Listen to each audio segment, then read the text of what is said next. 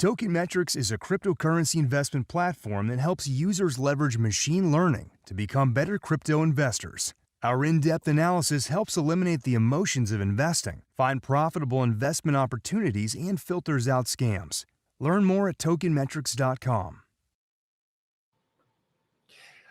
We are live. Welcome to the Token Metrics live stream. Happy New Year. I'm your host, Bill Noble. This live stream is brought to you by tokenmetrics.com. I'm joined by my fellow guests, Mehdi and our quant chief, Gurraj. Gentlemen, welcome to the show. Thank you, Ben. Great to be here. All right. Folks, make no mistake, we are bringing the major brain power today. As a friend of mine in the military used to say, these are our 18-pound brains. Now, if you like crypto and you need a roadmap in crypto and you like real research from real analysts, like and subscribe to this channel. I can assure you that the type of things we'll talk about today, okay, you'll see nowhere else on YouTube. All right, let's welcome some people to the stream. Taz, you're the man. First, as usual, Aiken, Edmund, Silent Sandal, Eddie P. Best show on the planet. We appreciate that. All right. Happy New Year. Happy New Year. Athens, Greece in the house. All right. Now, let's begin with a little just the end of the holiday business. If you go to tokenmetrics.com, all right, and you use the code TM Holidays, all right, you'll be able to get 25% off, all right, on any of our services, monthly, annual plans, or upgrades, all right? So please go check that out, all right? Gurraj, not a lot of people know this, but, you know, he's in charge of the department that helps build and run that AI engine and our portfolios, like, or our groupings that we do for each exchange. So today is the day, folks. TM apps. All right. So for today's agenda, I'm going to talk and I am going to do a different type of market update.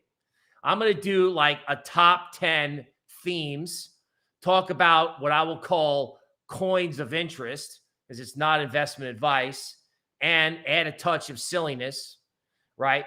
Mehdi is going to do a sort of Luna deep dive. So you don't want to miss that. And then me and Gurraj will go back and forth and we'll talk, I don't know, we'll talk heavy duty Wall Street stuff after I drop this new holiday edition market update. So with that said, let's go into this Word document. Yes, don't laugh. So I have compiled Gann work, time, cycles. There's all kinds of, you know, talk on the tape as to, you know, when the cycle ends, when it begins, etc. So let's go through it. In early January, legacy investors may pour in to the Bitcoin ETF. A lot of people don't know this, but the Bitcoin ETF is not only down 30% from its high, but it's also underperformed Bitcoin itself. Meaning legacy investors who have got to do some organic asset allocation, meaning sell equities that are up a lot and diversify into something that's down, all right? Bitcoin ETF looks like a good choice. So first week of January could see Bitcoin near 53K, and we suspect, or I suspect, that that may be sort of like a local intermediate term top. So maybe the first thing I could ask Gurraj, you know, sort of putting him on the spot is, you know, do you think people in equities still, you know, sell some winners to buy some losers? Or do you think it's buy high to sell higher? I mean, what do you think that the in vogue thinking is out there? Or what's your thinking? Well, that process of basically tax loss related selling has been going on for years. The interesting thing is it's historically, if you kind of look over the last probably 10 years or so, it's moved earlier and earlier, um, and probably because there's different investors, different funds trying to essentially copycat each other, and so that's I think we still saw a little bit of that part of this weakness into the early part, and then the subsequent rebound. And is driven by the fact that small caps early in the early part of this month, late November, and then have kind of rebounded, somewhat strongly, not to the same degree as the large caps, is reflective of some of that. And going forward into January, quite often we see fairly large 401k related inflows, and so when you kind of look at probably over the last decade or so, the first week of January tends to be fairly, next week, in terms of flow of capital coming into largely big cap areas, underrepresented areas which were sold off into the last week of December. That capital gets redeployed to those areas, so we'll probably see some of that, as you mentioned, come into the Bitcoin ETF. I think after that first week, it'll be more representative of sort of the trend for the rest of the month. If we see, particularly in the crypto space, if we see that type of meaningful reallocation of capital coming in, it should be quite evident after the first week. And in the first week, there's a lot of position Noise. adjustments, noise. Yeah, so I think that'll be telling thereafter. All right. Thank you for that. So just staying with the comments here. Hi from Montreal, Greece. Happy New Year. BTC, can we see it at 20K? Don't go anywhere. I am going to address that. All right. So let's go to number 2. Bitcoin may trade between 53K and 33K between January and October. Now, that is a kind of revolutionary idea in that crypto investors are used to all the way up and all the way down. They're not used to what we've seen lately, which has been a range. Now, I know Gurraj is familiar with the history of the equity markets, and I know Mehdi's got experience there too. And one thing you guys may know, it seemed to me like Nikkei was dead for years, either at the bottom end of a range or trading, sideways before Abenomics came in, right? But in capital markets, you can have extended range trading environments. For example, to date myself, I was working on the floor of the Chicago Mercantile Exchange in 1994. I saw the U.S. long bond interest rate hit 8 1/8, 1.25. While rates were rising dramatically that year, the S&P just sat in a range. Now, it was a wild range. People thought it was breaking out at the top and the end of the world at the bottom. But eventually the range ended, and when the tightening cycle was over, equity rally resumed. The bottom line is big capital markets can go through extended range trading periods. Now, while Bitcoin is ranging, moving to number 3, okay, layer 1 solutions could rise in parabolic fashion. In other words, the blow off top that people have been looking for in the broader market may occur in only a select group of coins. BTC and Ethereum underperform. Cosmos, small cap coins in the layer 1 and layer 0 sectors. In other words, small cap investing in crypto did not work last year at all. But small cap investing in layer 1 and layer 0 ecosystems could come back in vogue in force. For number 4, I expect drastic corrective action in Bitcoin Ethereum between March and August. So it's kind of like sell in May and go away with an asterisk. Basically, make sure you're out, at the top of any potential big rally, right? In other words, March, Gurraj may remember kind of the reverse, where the awful decline in 2008, okay, ended in March of 2009. And I believe it was March 9th, right? So be careful about things turning sour in March. Be careful about something happening in May, all right?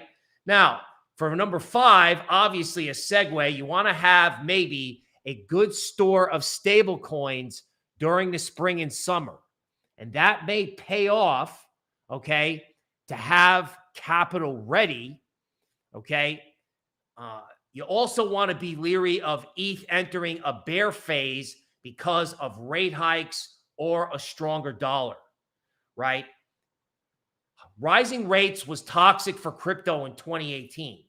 Now, I don't know if rates are going to rise. We'll talk more about that in a minute, okay? But if you have rates rising, okay, because the COVID thing sort of subsides, that's probably not good for ETH. All right, if Bitcoin enters a bear phase, okay, it'll end, I believe, in October. So anybody out there who's looking for 150K Bitcoin, okay, or what they're calling a cycle extension, okay, that may be in October. Okay, my GAN work, the way I calculated it, because it's a holiday, I'm saving you, the charts upon charts, which I've done in prior videos.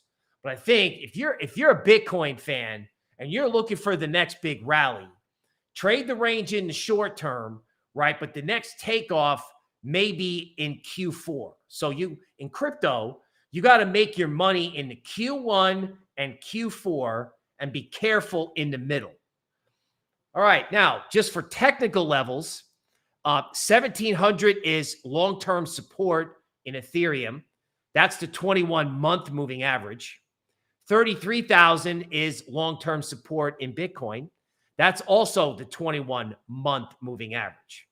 That's kind of like our overall long-term trend momentum indicator that I use.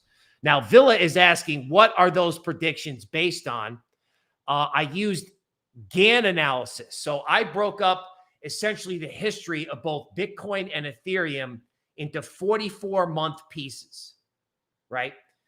Now, to explain it simply, normally what happens is there's kind of a top somewhere near the end of the 44-month cycle. There's a decline, right, of varying severity. There's a range, and then it takes off. That's kind of how it seems to me. Now, I showed the last GAN period ended in October. So I'm thinking alt season, correction, Bitcoin rally, and then alt season in terms of 2022. Now, let's go to number 9. In Q4 of this year, okay, BTC may be the best performing crypto. So that's a Q4 of 2022. And like I said, if you're looking for the parabolic in Bitcoin, you may have to wait. And that's classic in markets, right? Markets frustrate people before they go higher. A lot of people don't know this, but in 2014 to 2016, the US equity market didn't go anywhere. It didn't go anywhere. People thought it was like dead. Fed policy was stagnant, earnings were there. And then all of a sudden you had like a surprise presidential victory, associated corporate tax cuts, etc. Now, for our long-term pie in the sky stuff, if ETH is going to flip Bitcoin, okay, my guess based on GAN work is that's a 2024 phenomenon. In other words, the rise of Ethereum to the top of the pyramid is probably something that's a year or two off. They got to prove that they can get it together with ETH 2.0 before it can really flip Bitcoin. Now, as somebody was saying earlier, can Bitcoin go to 20K? Well, yes, it can. Chart-wise, 20K was like the biggest resistance in the world for a long time. Like When it was at 3K in 2018, everyone was like, oh my God, are we ever going to get back up there?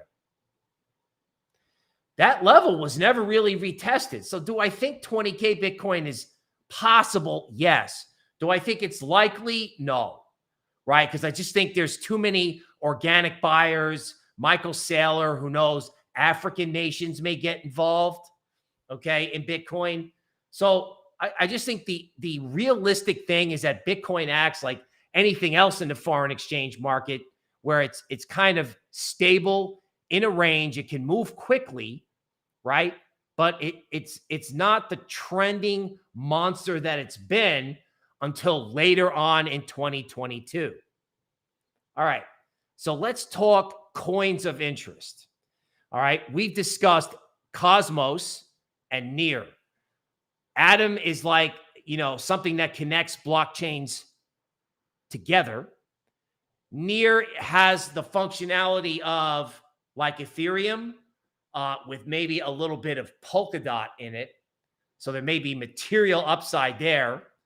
Okay, ANT, which, Gurraj's indices and Quant Group identified prior to the major rally that's already occurred. And it's a way to create your own DAO. So it's kind of the only sort of centralized exchange play on DAOs so far. And then, of course, there's Luna. Now, when we say coins of interest, this means stuff that, if the market did go down, right, these are things we'd be looking for support points to buy.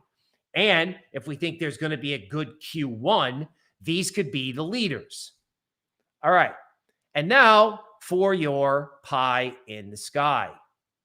Narratives, potential future narratives, right? Like 2020 was DeFi.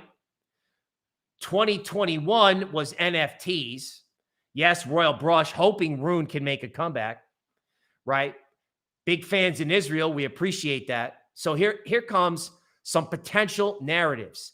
Feeless transactions, right? Who can do transactions at a zero cost? Decentralized AWS services. So decentralized data and cloud. Doesn't sound sexy, but that's probably why it's an under the radar theme. DAOs, by now you've heard about, right? You've heard about, the construction of decentralized organizations of all kinds, from investing to corporate structures. And then there's something we've been keeping an eye on, security tokens. What happens if there's a problem with illiquid assets? Could they turn to Wall Street to tokenize the assets, right, to distribute them to retail or other players in order to get liquidity, right? So Evergrande, had a lot of real estate, right, tied up in their sort of bankruptcy or failure, if you will. They didn't go bankrupt, but I'm wondering if hyperinflated illiquid assets may turn to the crypto market for liquidity. So for those themes, we're looking at Nano and IOTA. That's feeless transactions, right? Sol as a layer one for gaming and NFTs. Dash as a currency that I just can't bring my heart to give up on, given that we've had currency crises in both Turkey and Venezuela. So I know Dash could go from 130 to 60, right? Anything can go to zero, but I just have a hard time giving up on it. Polymath or Polymesh, that's the security token play that we've talked about in depth.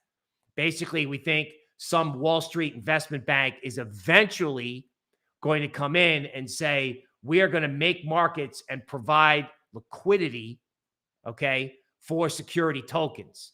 And then there's this whole idea about real interest rates, right? If the rate of inflation is 10% and rates at the bank are zero, Yearn Finance, Sushi, and Luna may serve as a haven for institutions to try to preserve capital and protect money, okay, by getting better yield than the current rate of inflation.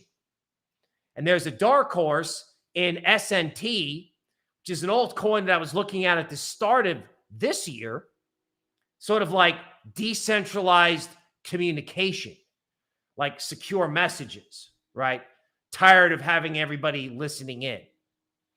All right, now for our final thing, and I'll try to bring in our panelists on everything except the crazy idea. So I'm watching on Bloomberg, and I listened, and I saw the list of all of the scary things that people are worried about. So they did a poll. Now, at the top, of course, inflation and COVID ranked as top problems, with other problems, including geopolitical, like the Ukraine, right? And other types of geopolitical events. Now, what I noticed was, and I thought about this for several days, what's not on the list, right? In other words, it's not that I'm making a prediction. It's just I noticed what's not on the list. So, social disorder, right? You're hearing about all these like smash and grab retailers in California where they're just plowing into luxury retailers and removing, I think the latest one was $1.5 million in merchandise. Who knows? Maybe we'll have to police ourselves. Maybe decentralized autonomous organizations could apply to many things, including your homeowners association or how you govern your neighborhood, right? In other words, it's not anarchy, but the social disorder may get people to question the very institutions that run various countries. And if they question the institutions, they may also question the currencies, right? No one talks about a developed market currency. Let's call it a hiccup. Let's not go as far as Turkey or Venezuela, but let's not assume that developed market currencies can't have a problem. And because it's a live stream, okay, and it's YouTube, right, we'll put in alien contact, okay, as something that no one has thought of and no one will talk about, which is why I talk about it. So in 2022, we believe, or I believe, that the market is going to go from like it's the crypto market that all goes up and all goes down at once to a market for cryptos, right? Meaning you got to pick a select group. You got to hope you're right. You got to buy dips if you can, right? Don't get caught FOMOing in at the top. But you got to pick those cryptos because sometimes this year, like we saw Avalanche go up when the market was down. We saw that stuff. We saw some cryptos rallying as the market went down. And I think that that's going to continue. So I want to bring in Gurraj to help me out with some math. So Gurraj, when you have markets, like when you have the stock market and everything is correlated, is that good for the trend up or down? And, like when some stocks are going up and some are down, like in 2004, when it was like XLE up, S&P down, I believe that's called dispersion. Can you unpack that concept for crypto investors from your equities experience? Yeah, I think, the interesting thing about at least part of last year was that the entire crypto, generally highly correlated. Certainly some sectors, massively outperformed others, but the group, is essentially moving in unison up until April, May, then post April, May into the sell-off into June, July, largely similar price action. And thereafter, we saw quite a bit of dispersion where, the large caps initially took off and then, we saw, the buying spread out to other areas. And then, as you mentioned, like Avalanche as an example, in the last few months, we saw quite a bit of relative output by select names. I think, when we look at kind of the big picture, we're going into 2022 with that type of market where it's not, it's not like a one size fits all, and it'll be critical, which is why we have a great investment team with Mehdi and the crew to pick particular names and particular sectors which are likely to to either hold up well or outperform as the entire market turns. So I mean, there's going to be other drivers, but I think certainly I agree with you, Bill. Where this year is more likely to be as in the equity market, they say a stock pickers market. So I think it'll be a crypto pickers market. Right. Excellent. Thank you. Yes, I'm working with some of Gurraj's cohorts, and we're actually trying to pick sectors by seeing what our AI puts in some of our indices. We're trying to track patterns. Like we actually found out that our AI, by putting certain coins in certain indices, picked up on small cap metaverse back in July. In other words, one of the things that me and Gurraj do from time to time is sit around and we figure out, hey, what's the AI doing? It's almost like we get to observe artificial intelligence thinking and say, how can we utilize that? How can we think about it? And how can we jump on it and deliver it to you on YouTube? So somebody was asking if they missed altcoin overtime. No, you did not. Altcoin overtime today is not only brought to you by tokenmetrics.com, but it's going to be cued in by Mehdi. So along with this idea of a market of cryptos, Mehdi is going to do a deep dive into Luna, which I'm looking at as a winner-take-all type of play in DeFi. And I want Gurraj to hear the presentation because it almost, when you hear the Luna narrative, it almost feels like somebody's built decentralized JP Morgan from back in the 90s. So, Mehdi, what do you got on Luna, my friend? Thank you, Bill, and Happy New Year, everyone. So before I jump into Luna, Bill mentioned Near and Cosmos. So my one sentence for Cosmos at least is that even if you don't see the returns on chart, one of the best things about Cosmos is in 2022, they'll have this thing called shared security, where projects that do not have resources can leverage Cosmos Hub and get security. So when these projects leverage the security of Cosmos Hub, they're going to do airdrops. So my recommendation for you guys is for the whole year of 2022, if you buy Cosmos, buy it and basically stake it on Cosmos Hub.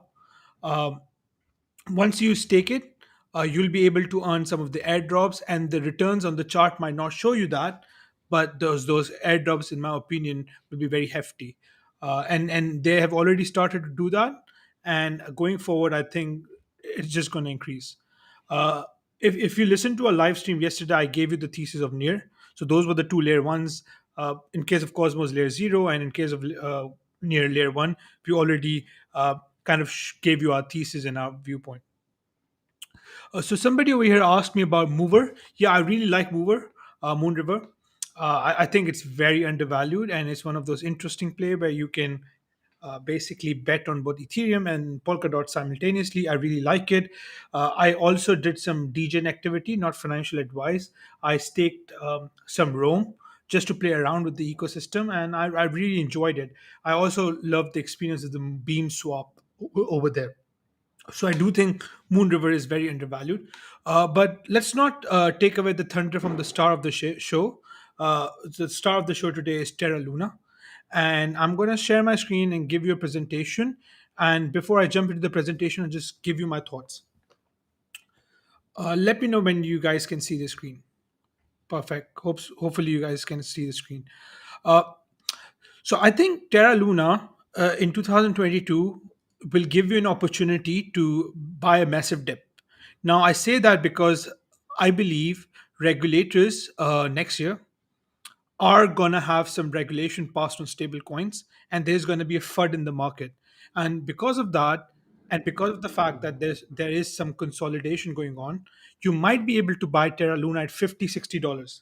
Now the matter of fact is, when it comes to that price point, if you have seen this presentation, it will give you conviction to basically pull the trigger.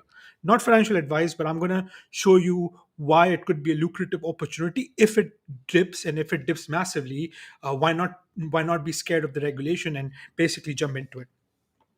So one of the biggest issues we have at the moment is that when you see these two stable coins, USDC and USDT, they are backed by US dollars. Now, it has two implications, guys. So, first implication is when you are building a crypto ecosystem, whatever Fed does, it gets translated and spill over to the crypto ecosystem. So, if Fed increases the rate, as my colleague Bill mentioned, market gets jittery, all risk asset gets jittery, and the reason that happens, but at least in the crypto side, is because of these stable coins which are pegged by dollars. So it kind of creates this narrative that okay, we have to go back to safety. Just imagine a world where we don't have these actual US dollar based reserve based stable coins. So just have that thought in mind. Now the other issue is in 2022, there is a possibility where regulators could ban stablecoins. So when they ban stablecoins, for them to remove USDT and USDC is very easy. They can just attack the bank layer. They can basically say, okay, it's illegal to have USDT, it's illegal to have USDC, and they can seize the bank account of all of this reserve that is sitting there. It is a possibility. I'm not saying it's 100% possibility, but it's a possibility. So in crypto, thankfully you have alternatives. So you have two alternatives. You have crypto collateralized stablecoin, which is DAI, and you have algorithmic stablecoin. But the issue with crypto collateralized stablecoin at the moment is this ETH has to be over collateralized. So let's say you might have to put in $1.5 worth of ETH to get $1 of DAI, for example. And the DAI will also be kind of reciprocating some of the characteristics and the volatility of ETH. So that doesn't make sense. So what Luna was able to do, guys, um, they were able to create an ecosystem, and they were able to back the stable coin just like US dollar is backed by the US economy. They came up with this clever mechanism by saying, you know what, we just create this artificial currency called UST, which will be pegged to US dollars, and this currency will be backed by the economy, the ecosystem of Terra. So within an economy, what are the things you need? You need savings, you need investment, and you kind of need a payment layer. And they were able to kind of design that. And the mechanism is very clever. So the way it works is if the demand of UST within the economy increases, the more Luna gets burned. So what they're trying to do is they're giving you the stable coin exposure through a layer one currency called Luna. So more stable coins are printed, more Luna gets burned, and this printing increases as demand for, let's say, within the ecosystem for savings, investment, and payment increases. And I'm going to show you how it increases, right? Uh, so as I said, their stable coins is backed by the economy. So this is a very convoluted, complex chart, but let me just simplify it for you guys. They were able to create a money market through Anchor, which gives you a fixed 20% yield. So when people put more money on Anchor, the demand for UST increases. When the demand for UST increases, Luna gets burned, Luna price goes higher. They were able to create a synthetic stock market and ETF market, so where you can invest in, let's say, Apple stocks and Tesla stock and other derivatives, and you can only do that through UST. Once you buy UST, Luna gets burned, Luna price goes higher. And then they have this off-chain uh, fintech app called Chia, where you can top up with your US dollars and basically spend in UST. And once you're topping up in US dollar, UST is bought up. Once UST is bought up, basically Luna gets burned. So because of all of these three things, you are basically simulating an economy where you have an investment layer, a saving layer, and a payment processing layer. So it comes as no surprise. One second. So it comes as no surprise that UST recently has flipped DAI as the fourth largest stable coin. So if this stable coin increases in terms of market cap, more Luna gets burned because Luna is the underlying currency of the ecosystem, and that's how they're kind of stabilizing this algorithmic stable coin. So if this demand starts increasing further, basically more Luna gets burned. And this is the chart that kind of depicts that. So as the UST market cap increased over the period of time, it started with at the end of 2000, like it started with 1 billion, and now it's around 15 billion. And because of that, you can see Luna price increasing. The Luna price was increasing because Luna was getting burned out. Now, since it has a very clever mechanism to kind of maintain this peg, you can see from this diagram that all the other algorithmic stablecoin experiments have failed, and the two experiments that have basically succeeded. One is UST, which is this line over here, which is very stable, and you have Frax over here. Now, Frax still has kind of have had his moment where it has gone up and it has gone down, but UST has actually been stable. So basically they have mimicked what US economy does, and they've created a stable coin, which is amazing, right? So you're basically printing market cap from thin air, but that thin air is actually backed by the economy activity through Mirror, Anchor, and Chia app. Now you might ask me, okay, I'm just giving you the best scenario where the demand for USD increases, but what if the demand for uh, USD decrease? So this is what we call a death spiral within algorithmic stablecoin. So let's say when the demand for USD falls, more Luna will, instead of being burned, will be minted, and basically that minted Luna will be used to kind of buy back USD. And you can kind of say that as more Luna is minted, Luna price might fall, and as Luna price falls, people lose confidence in the USD, and basically the whole system collapses. But fear not, there are few reasons why it might not.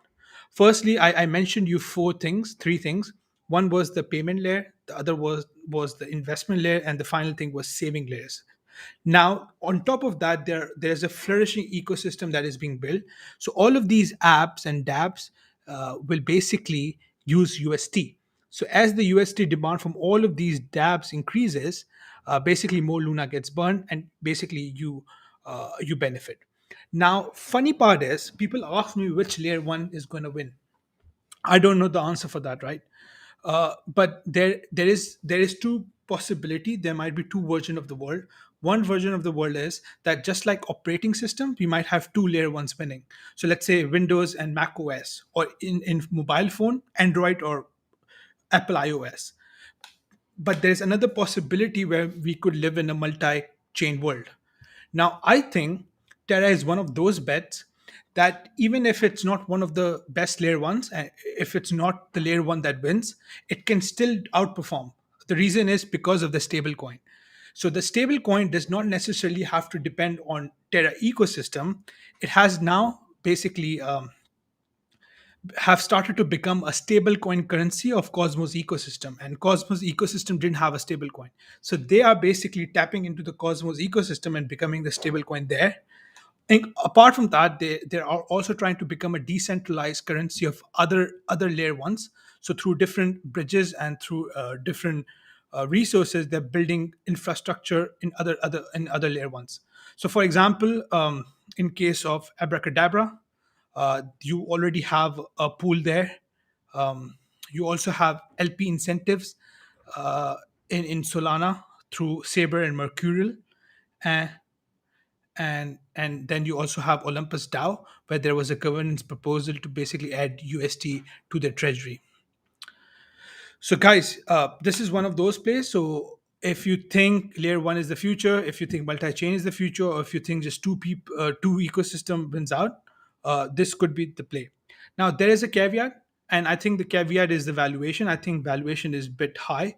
So, if you kind of compare the fully diluted valuation and you kind of divide it by the TVL, uh, you can basically think of Luna as being slightly more expensive but cheaper than Solana. So this is the reason why I say, please wait. I think because of the FUD regarding US regulation, you might get a very interesting entry point to buy this.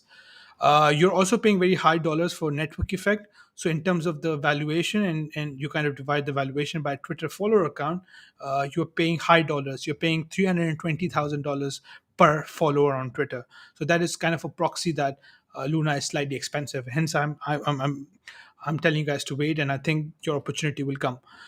So this chart basically supports this.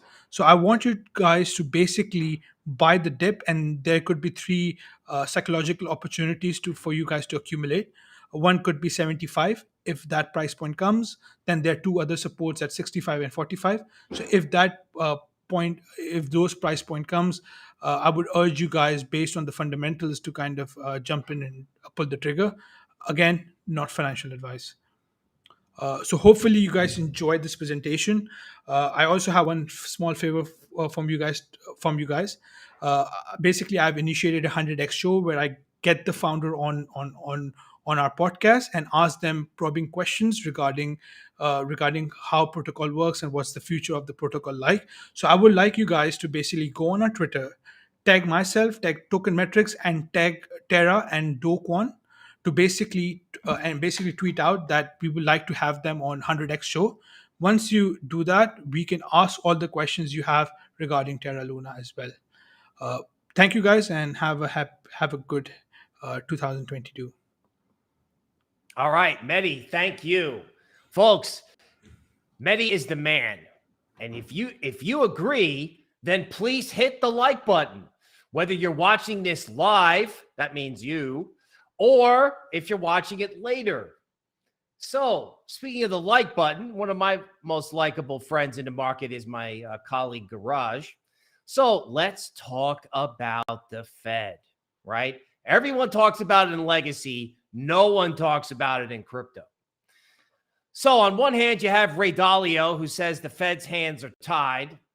Then you have Goldman on the other end talking about 9 rate hikes over a period of a couple of years, with a lot of the investment banks capitulating and being too scared to not say similar things that Goldman has. So it's I don't know that it's crowded, but I think Goldman may be the only one with conviction. So Gurraj, what do you think the Fed's going to do? And if that question is too pie in the sky, how would you set up stocks, bonds, FX if you were running like a macro fund? Like if you had to set it up today, give me your thoughts on everything from the Fed to asset allocation, if that's not too big a ask.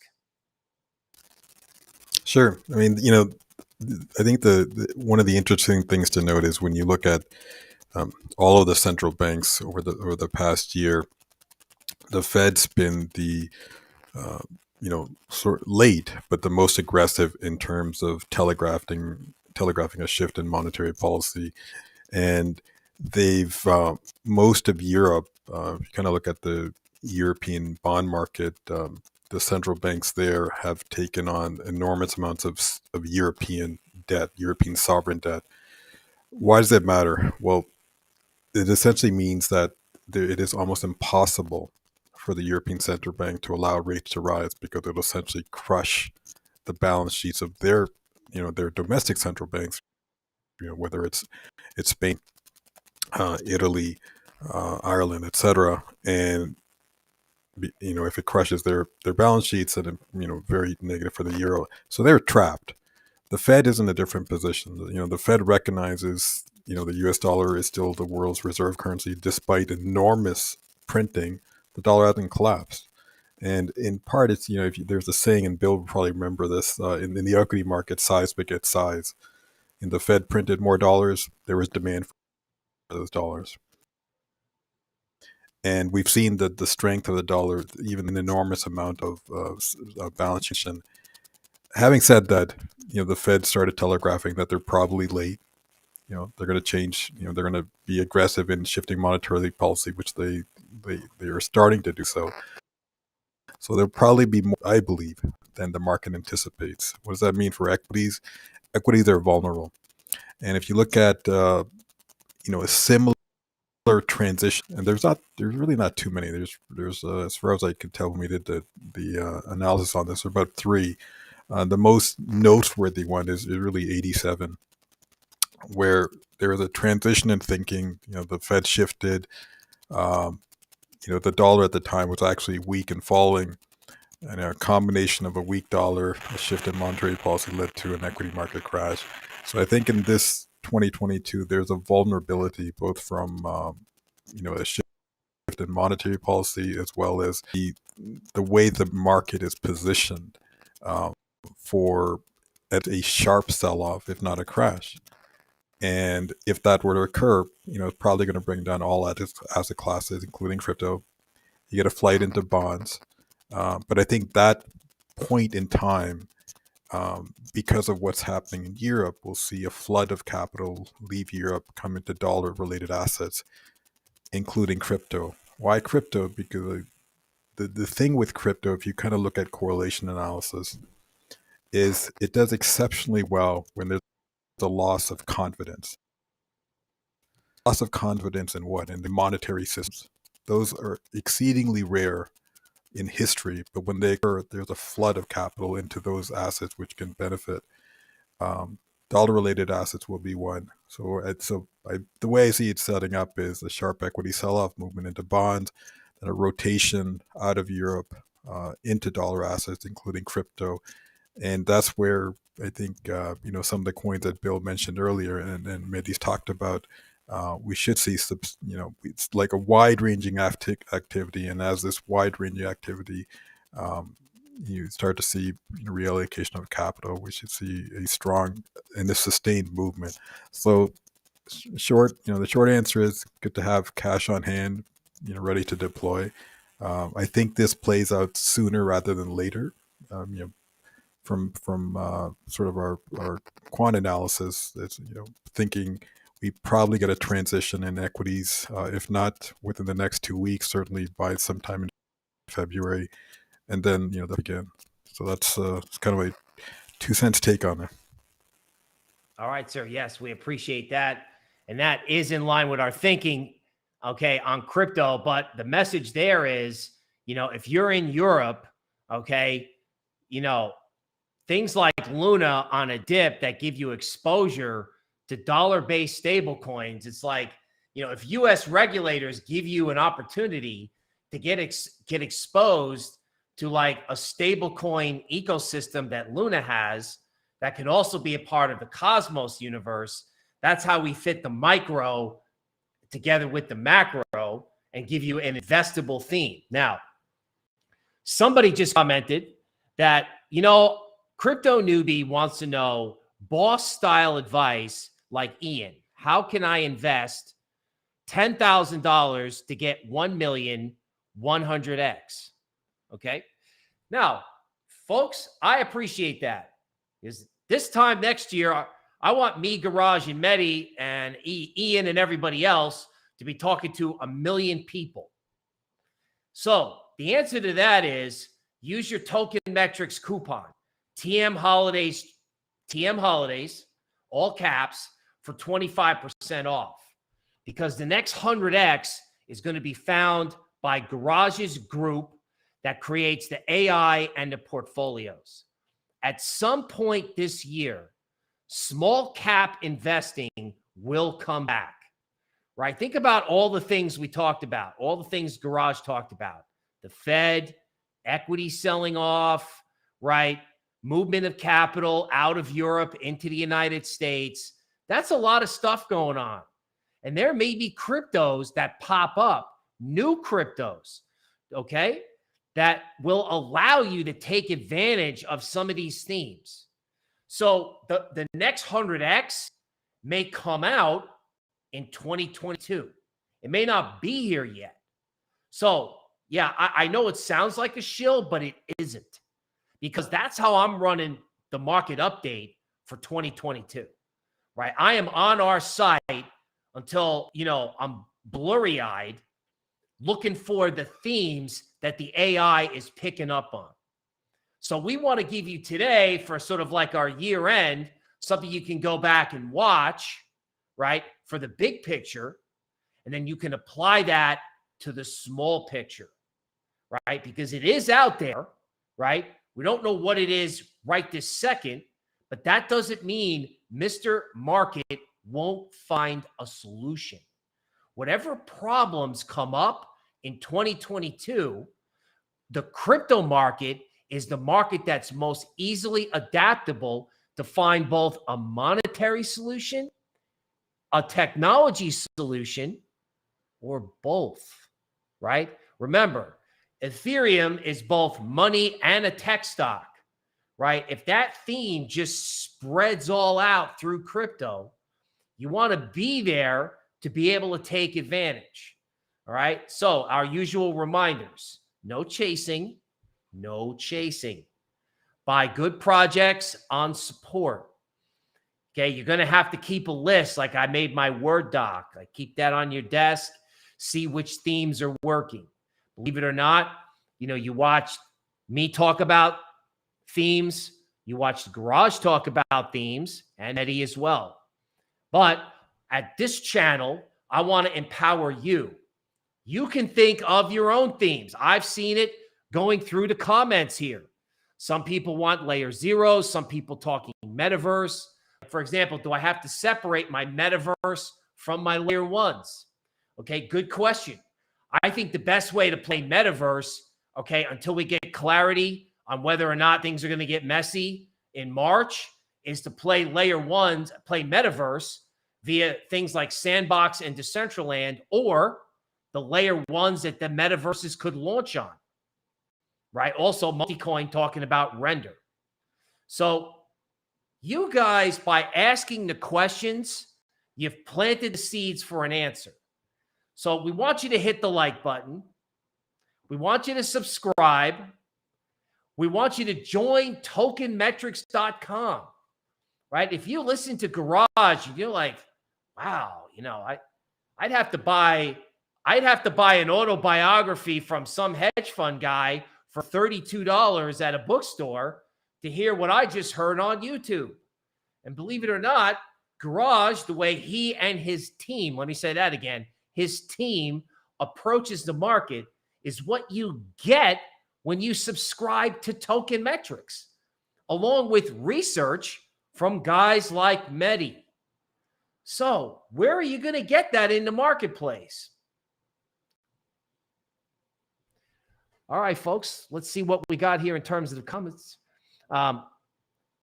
There's, small caps too. Bill, do you still like Gala? Yes, I do, but time will tell in the first quarter whether or not somebody comes after it. So I think Gurraj is right. You're going to know quickly after any potential Bitcoin rally, whatever metaverse coins do well in January will probably wind up the winners for however long the rally lasts, or it'll let you know what may rally in the fourth quarter. All right, folks, that is the top of the hour. That is the top of the hour. Wanted to take a moment to express my gratitude and to wish you a happy new year. No matter what happened this year, no matter what's happening today, a better world is out there. It can only get better. Personally, professionally, financially, spiritually. All right? We appreciate it. Thank you to our guest today. This is Bill Noble from Token Metrics. I will see you on Monday.